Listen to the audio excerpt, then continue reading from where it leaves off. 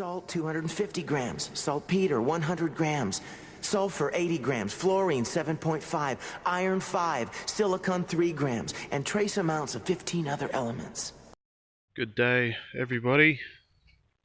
So, been playing with this these pigments in the resin again, and some of the results are pretty awesome. I've just brought them out here. It's not exactly sunny, but you know, it's the natural light does help show off the colours a bit better.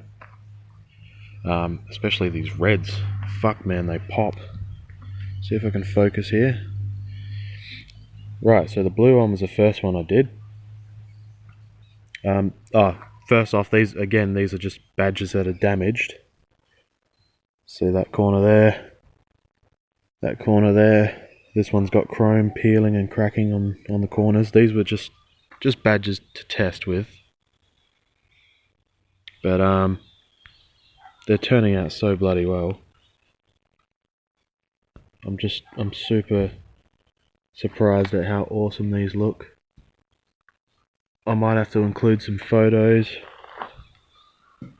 as well to really show off the colours, but it's just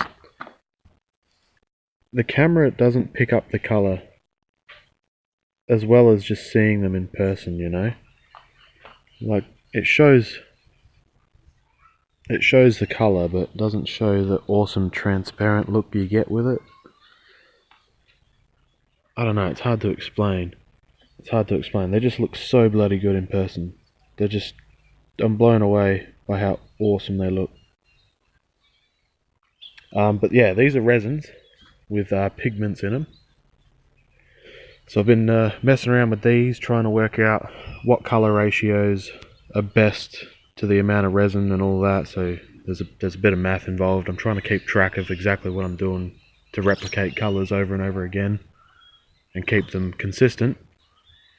The blue one here should be fully cured now. So are these letters, which I was testing 2 different amounts of blue. This blue on the left here, the darker blue, when I poured it, was actually darker, and I thought it was the right blue to match the original factory look, but it's not. I need to go another 2 shades darker, I think, to really replicate that. So I'll probably try a darker blue again. The red in the badge was just an experiment to see what red would look like on an RA40 bonnet badge, and fuck man, it looks cool. If this wasn't a damaged badge, I'd rock that. I would definitely rock that. That's cool. I do have another order of pigments on the way. A transparent yellow, a transparent green, like an emerald green, and a lemon yellow. A transparent black that I'm going to experiment with. And then we've got 2 solid shades, which are white and black. So the solids, obviously, you can't see through them, but I'm going to be doing some experimentation with those too, on some other badges. After a few more days playing with this, testing them, seeing how well stuck in this resin is, like I'm going to have to try pull this out and see if it just falls out or if it's actually stuck in there well. So I've got to do more research and development, but after it's all done, I'll probably be using this method to restore badges, if there's any interest. But we'll see how it goes. This one was cool. This just needs some clean up with some acetone. But this is actually a good badge too. I'd like to do these letters with the transparent black to see what it looks like, because I reckon it would look cool from a distance. It'd be black like factory, but have a bit of a transparency to it as well, showing that chrome on the back coming through.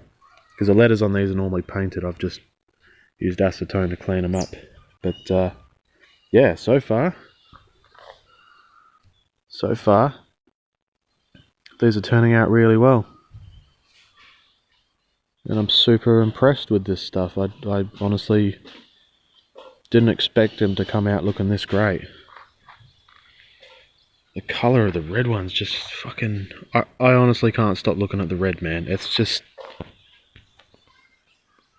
beautiful. I really can't stop looking at this red. Fuck, man. I'm gonna have to do a red one for my car, I think. Definitely have to do a red one for NooB. But But yeah, that's it anyway, guys. I'll be keeping you all updated on these badges over the coming weeks. I'm going to be experimenting with a few other colours, transparent and solid, just to see what the outcome is. But yeah, that's it for now, guys. Catch us later.